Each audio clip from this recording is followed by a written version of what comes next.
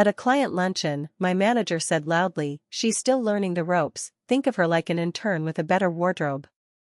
I smiled, let him humiliate me, then privately presented the client with a full project portfolio showing that I had designed, led, and delivered every initiative they praised. When they requested to work exclusively with me moving forward, his face turned a color I didn't know humans could achieve. I've worked in marketing for 9 years. Moved to Cincinnati from Dayton to take this job because it looked like a good step up, better pay, better clients, better future.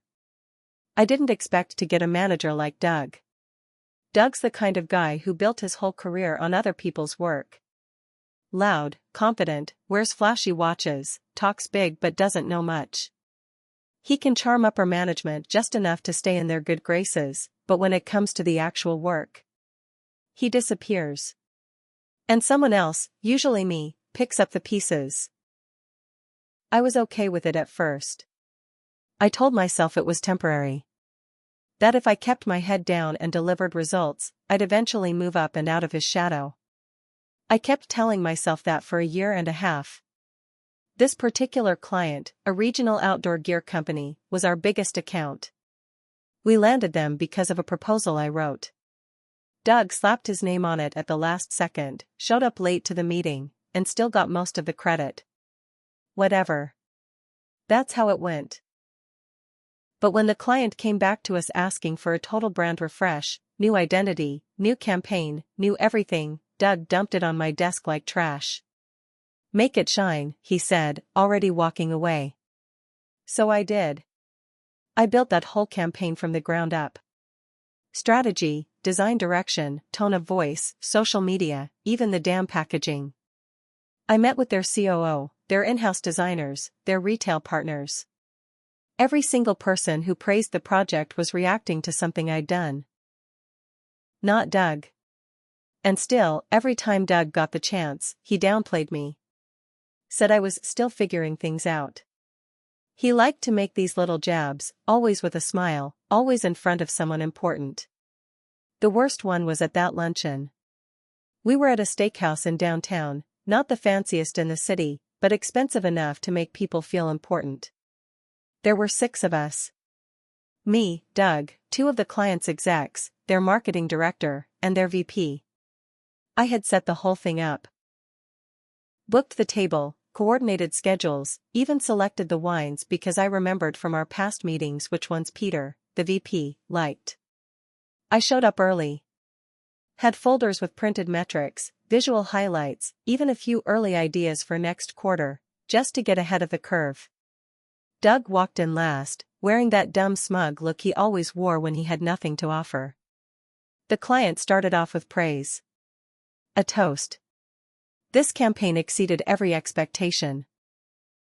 Our stores are seeing a 20% jump in traffic, online sales are up, and people are finally getting our brand. Cheers to you all. I smiled. It felt good. And then Doug opened his mouth. "Oh, absolutely, she's still learning the ropes though," he said, pointing his glass at me like I was some intern he was mentoring. "Think of her like an intern with a better wardrobe." Everyone laughed. Even Peter chuckled. The kind of laugh people do when they're uncomfortable but don't want to make a scene. I laughed too. Just a small smile, a tiny shake of my head. But inside? My stomach turned. I didn't say a word for the rest of the lunch. I let him soak in the attention.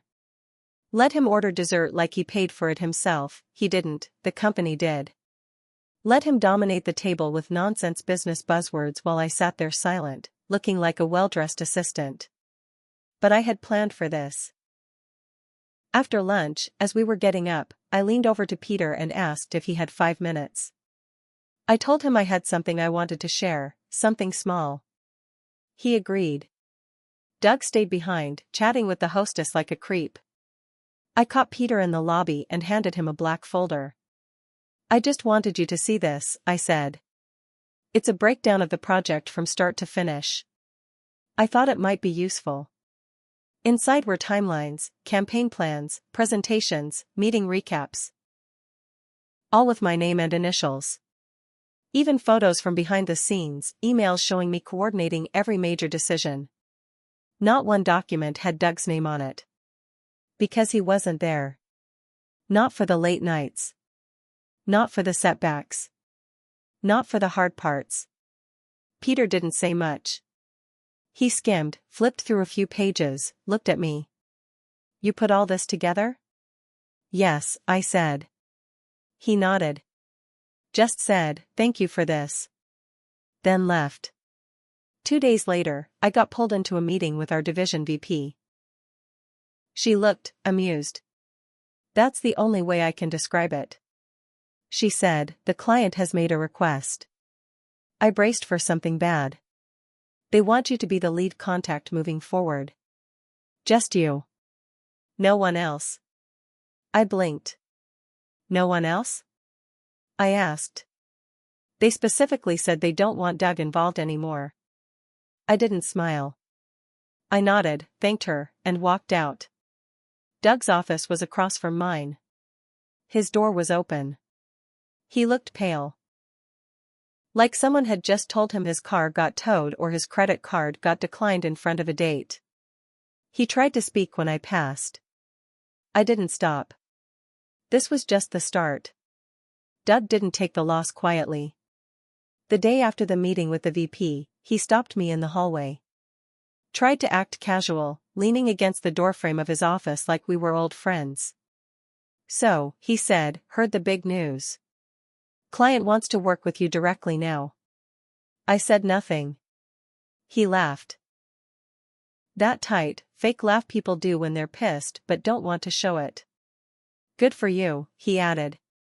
Really? I guess they want to throw the kid a bone once in a while. I just looked at him. I'm 34, Doug, I said. Not a kid.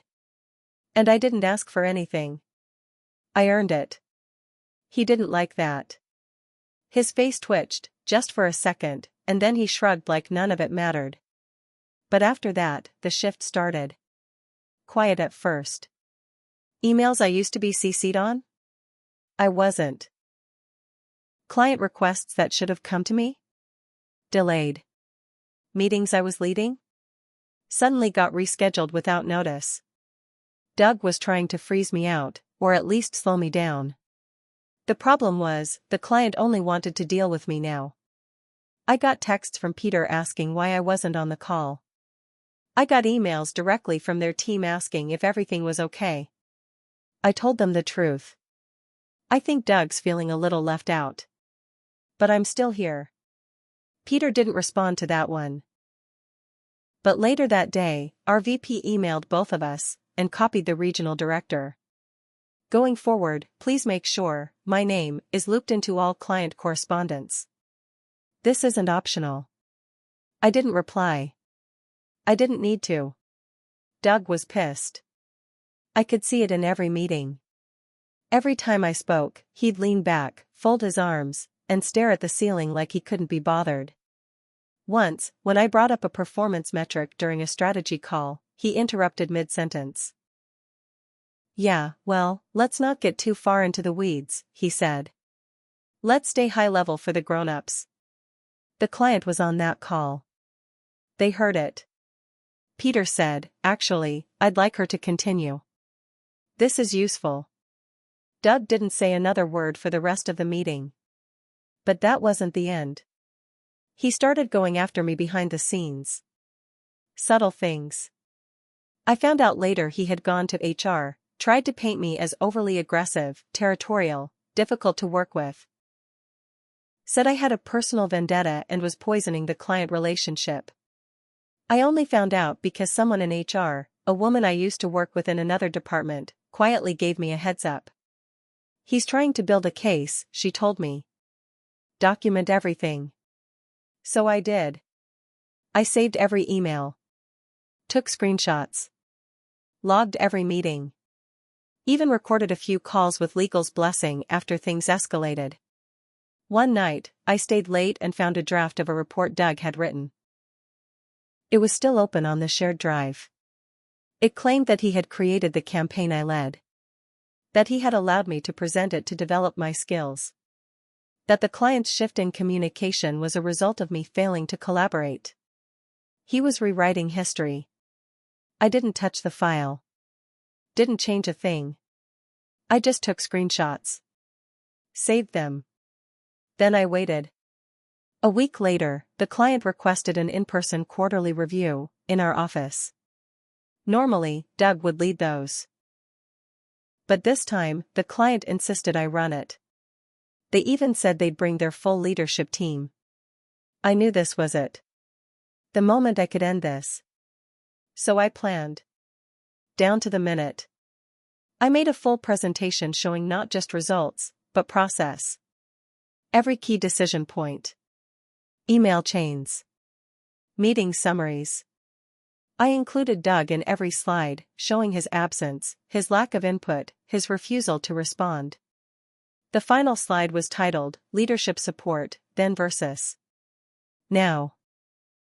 It showed my first proposal, stamped and marked up. Then the final campaign, and the results. And beneath that, a single quote, "She's still learning the ropes, think of her like an intern with a better wardrobe." I let the room sit in silence for a second. Then Peter said, "We'd like to proceed with her as the permanent account lead." No one objected. Doug sat at the end of the table, sweating, lips tight, jaw clenched. But I wasn't done yet. After that meeting, things moved fast. Too fast for Doug to catch up. Our VP sent out a company-wide update 2 days later. It named me as the new senior lead on all projects related to the client account, which was now our biggest revenue stream. I didn't get Doug's title. I got my own. Strategic Accounts Director. I wasn't even asked if I wanted it. It just showed up in my inbox. With a new salary. And a private office 2 floors up.